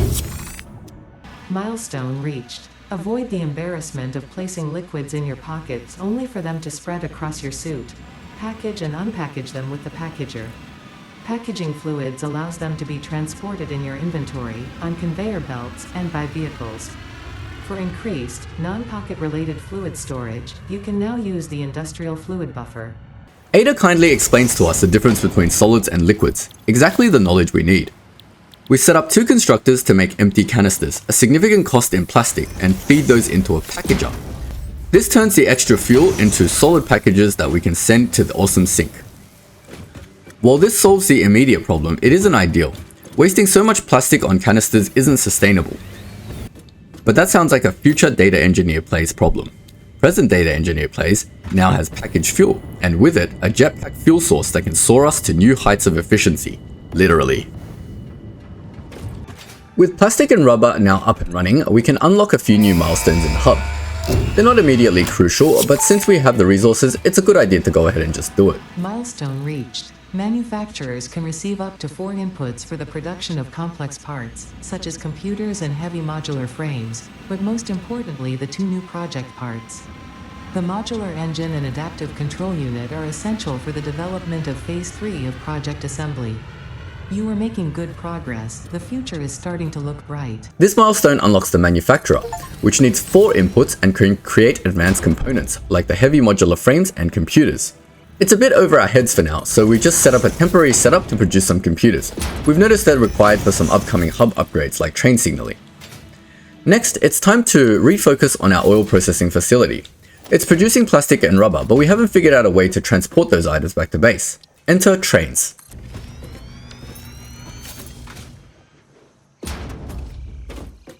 We do a little test setup back at base to get the hang of how they work. It turns out pretty simple. A pair of stations connected by rails lets an automated locomotive shuttle back and forth. We connect freight platforms to the stations, allowing for the loading and unloading of cargo. For our test, we use some iron plates from a storage container to see if the system works. Sure enough, it loads cargo from one platform and unloads it at another. Perfect for transporting our plastic and rubber. Now we need to set the real train line from our main base to the oil processing facility. We decide to go with some elevated rails above the main road, but we need something to support them. So we grab the structural frames and pillars from the Awesome Shop and start designing a blueprint. We use large frame pillars and inverted frame ramps to create a sturdy support structure, mounting the rails on both sides, one for the outbound rail and the other for the return. We test it out and everything works perfectly. We can now easily place 2 pillars and connect the rails.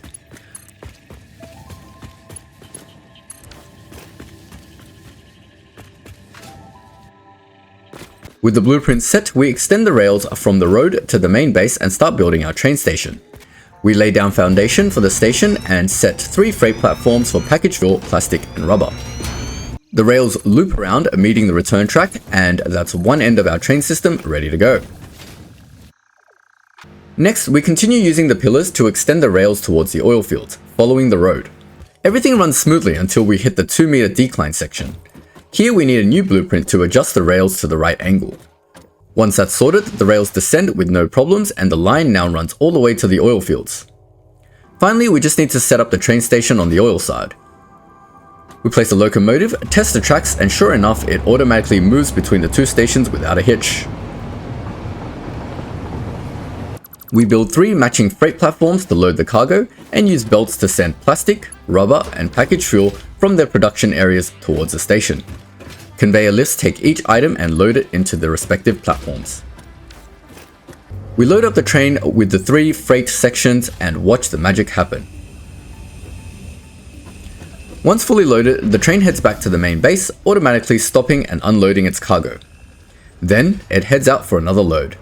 Success! Our new base now has plastic and rubber.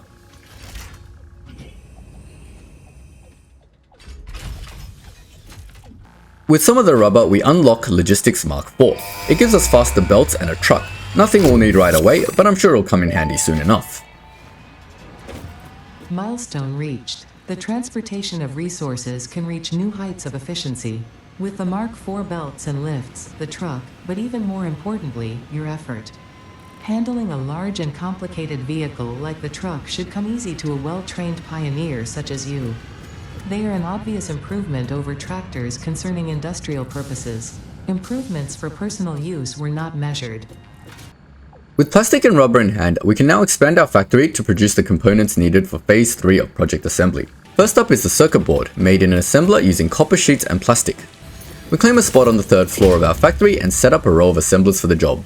Running conveyor lifts outside the factory has become a hassle, so we build a glass walkway around the perimeter.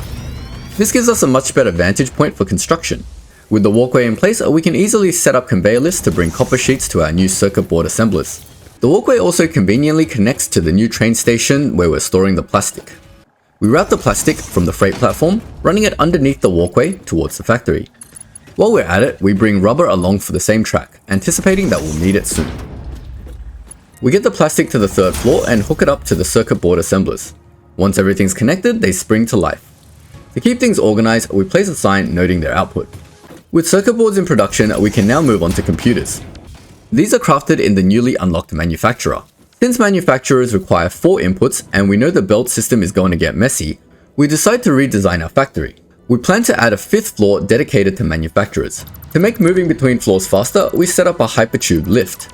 Next, we dismantle the space elevator on the roof to clear space for the new manufacturing floor. We head to the blueprint designer to create a blueprint for the manufacturer. The 4x4 blueprint can only fit one manufacturer, but having built-in lifts for input and output is helpful. We settle on a design that fits in a 4-wall high room. The inputs fed from the 3rd and 4th levels and the outputs coming out the 2nd level, hopefully easing the belt chaos. Spoiler, it doesn't. We place our first manufacturer on the 5th floor and set it to make computers, diving into the complex task of routing in circuit boards, cables, and plastic. We add a roof on the 5th floor and begin the work.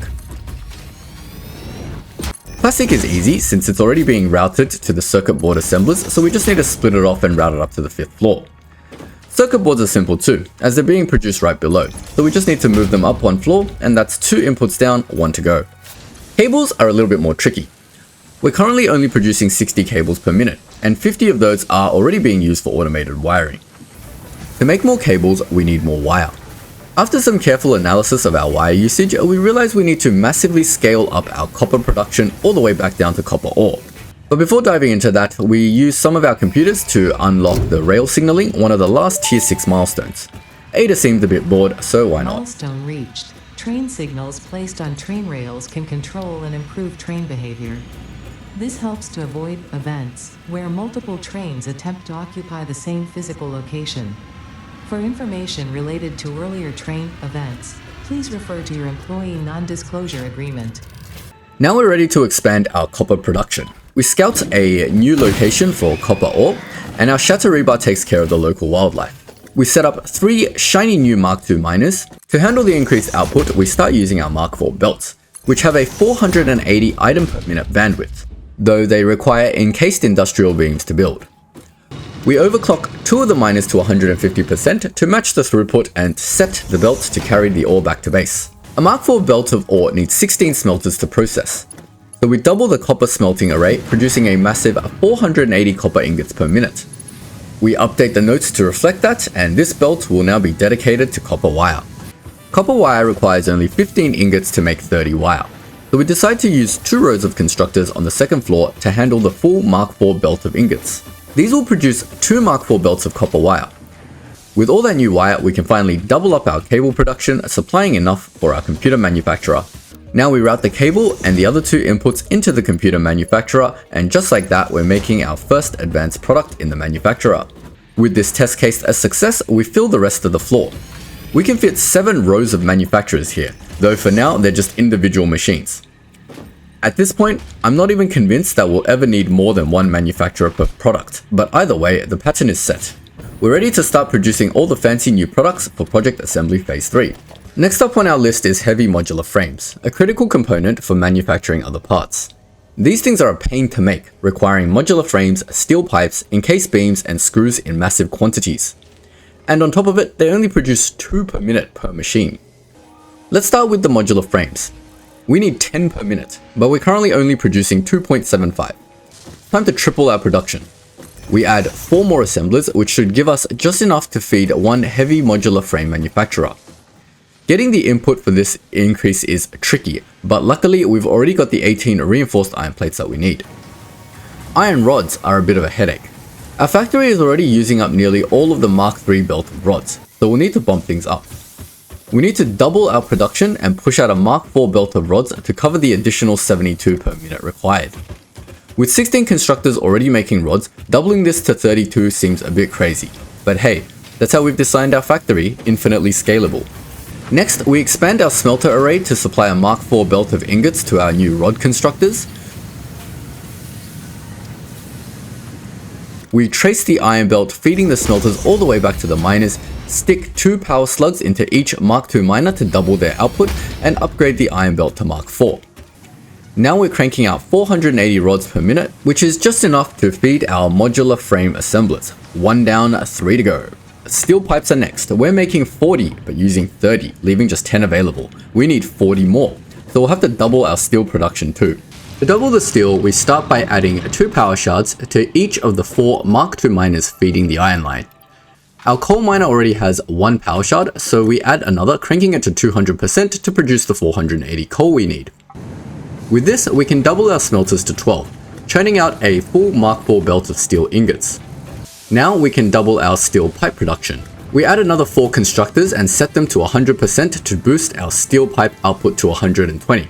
If you're wondering, our original 4 constructors were set at 50%, which is just enough to supply our stators and heavy modular frames. 2 down, 2 to go. Next is encased concrete. We've got 2 assemblers set at 50%, making 6 per minute. But for heavy modular frames, we need 10, plus some extra for Mark IV belts and lifts. So we simply boost the assemblers up to 100%, which gives us 12 per minute. They need concrete and steel beams. As usual, we need to double our concrete production to Mark IV. We power shard our limestone miner to match the Mark IV belts, upgrade all the belts feeding the concrete constructors, and add more constructors to consume the full Mark IV belt. We now produce 160 concrete per minute, with 72 of that going into encased beams. Thankfully, we've already produced enough steel beams, so no change there. With that, our encased beams are ready. Now for the last ingredient, screws. Currently, all our screws are going into rotors, and those machines are consuming so many screws that we've run into input constraints. But Mark IV belts fix that problem. By underclocking one of our 5 rotor assemblers to 80%, it'll consume exactly 1 full Mark IV belt of screws per minute. To make that, we need 12 constructors making screws. We doubled our rod production earlier, so there's plenty of rods left to make more screws. We expand 1 row of screw constructors to feed the rotors, freeing up the other row to supply our heavy modular frame manufacturer. With that, we can feed all 4 ingredients into our manufacturer and start making our first automated heavy modular frames. We send them out into the wall and into a storage box, ready for use in the hub upgrades and construction, specifically for Mark II pipelines. Doubling the production is all well and good, but our max power consumption is creeping dangerously close to our output. While we wait for the 50 heavy modular frames, we start planning the rest of the manufacturing floor.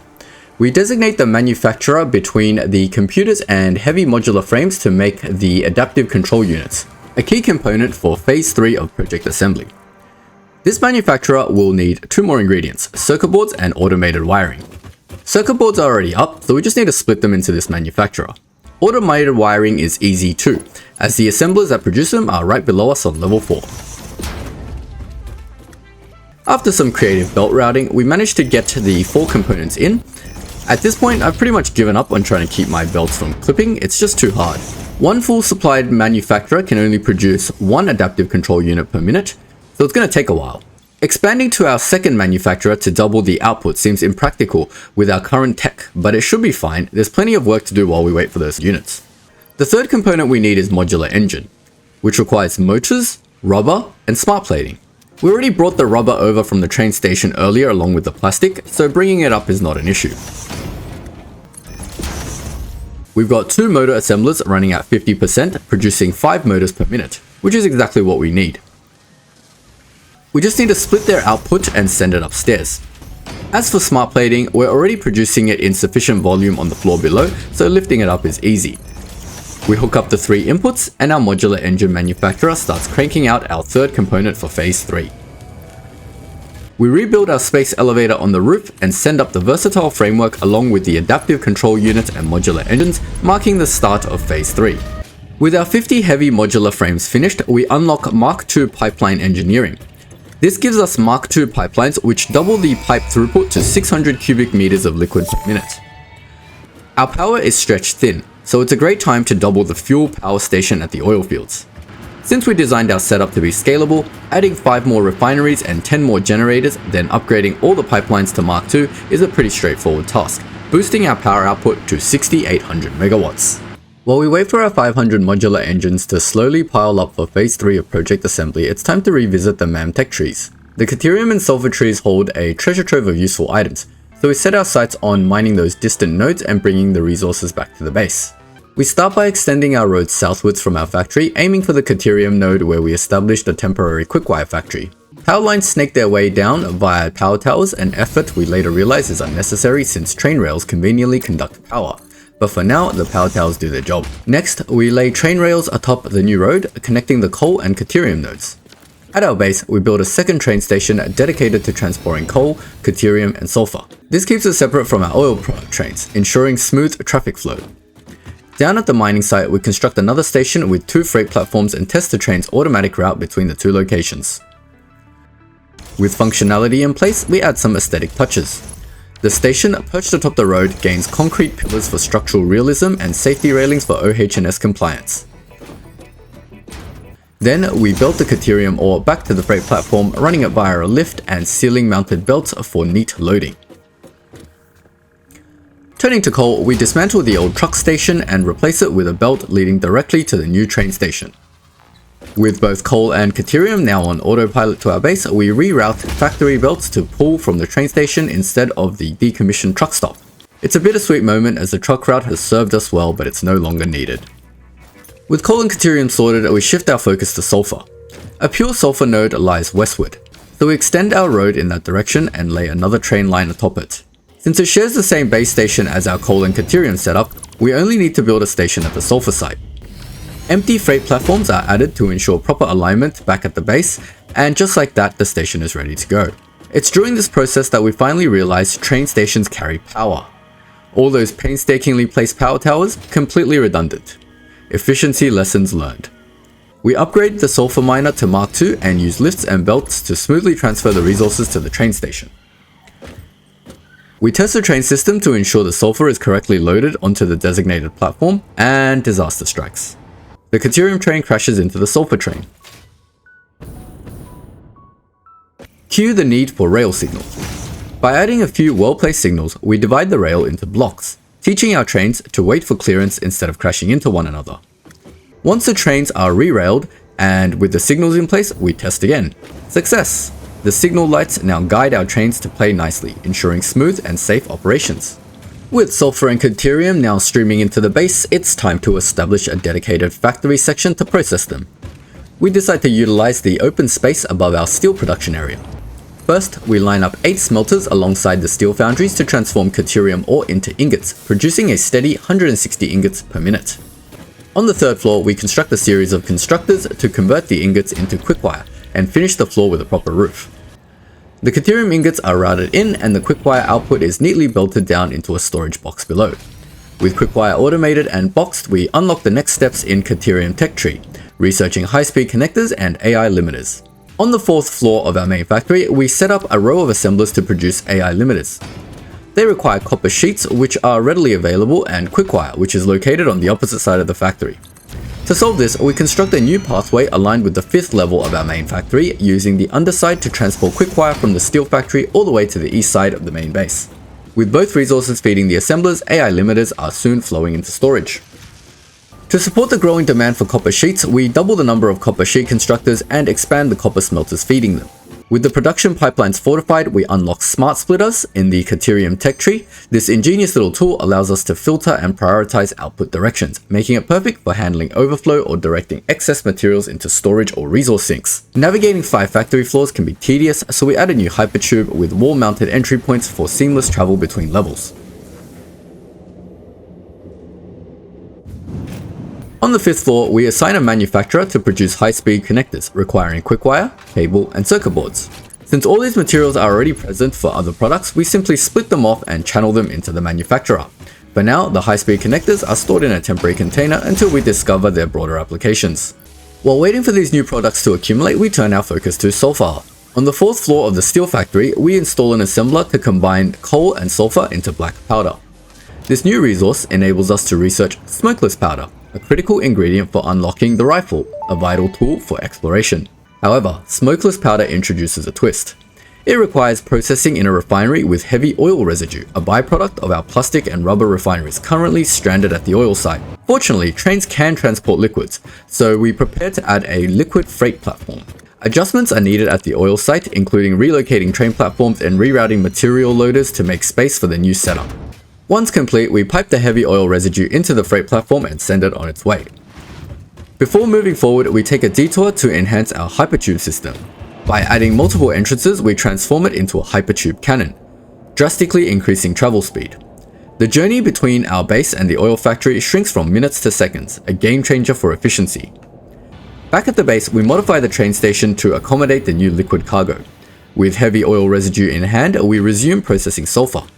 A new section on the west side of the steel factory is designated for this task. Refineries are tall structures, so we design a split-level layout with a half roof separating the floors. 2 assemblers handle black powder production while 2 refineries process it into smokeless powder. Inputs are neatly belted and piped in. Sulfur flows directly from the station while a smart splitter redirects the excess coal.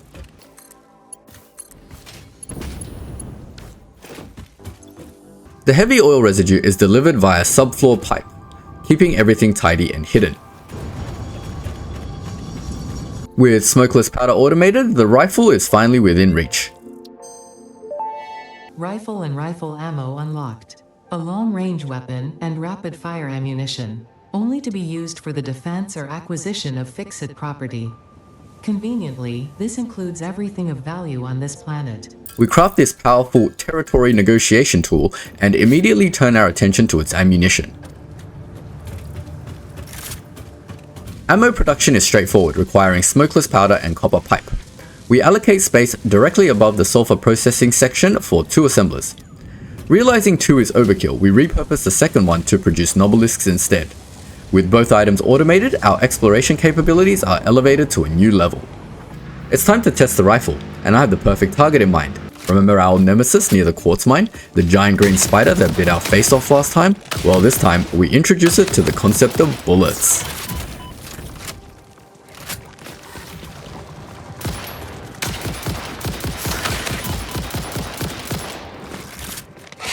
As expected, the rifle proves devastatingly effective against the local fauna.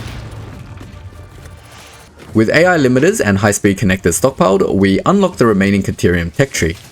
Power pole Mark III unlocked. Power switch unlocked. Priority power switch unlocked. Homing rifle ammo unlocked. Geothermal generator unlocked. Programmable splitter unlocked. While nothing seems immediately useful, geothermal power and Mark III power poles hold exciting potential for future integration. While we were busy constructing our Caterium and Sulfur factories, our main factory diligently worked on producing the 500 modular engines and 100 adaptive control units required to complete Project Assembly Phase 3. With the materials loaded into the space elevator, we unlocked Phase 4 and Tier 7 and 8 in the hub.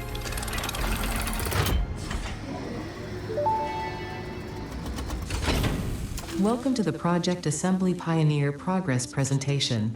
Congratulations, the Phase 3 project part shipment is finally ready for delivery. On delivery, Phase 3 will be completed and the main body will be constructed. You should know how this works by now. You'll get access to Tiers 7 and 8 in the hub. In fact, perhaps you should just go look at the technologies there yourself. It's all laid out so that even a monkey could understand it, so you should have no issues. Speaking of which, I don't think you need a reminder about project parts. Instead, I will be providing some interesting facts. Did you know the average pioneer succeeds at saving the day? Did you know the average pioneer knows how to optimize pipe throughput? Did you know the average pioneer stays late at work because they care about humanity? Anyway, I thought you might want to know more about your peers. Good luck in Phase 4.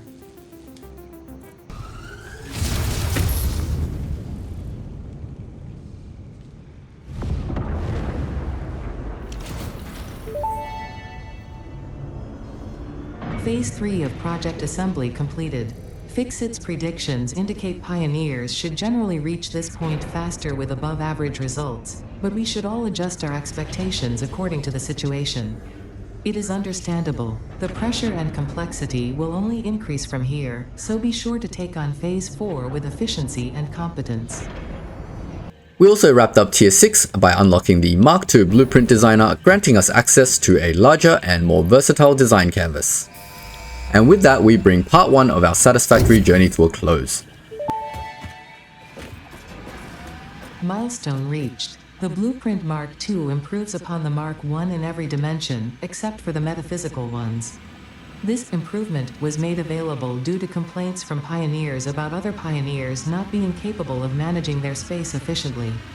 We listen to pioneers, always. Looking back, we've transformed this lush, nature-filled planet into a sprawling industrial wonderland, churning out components to meet the endless demands of our corporate overlords.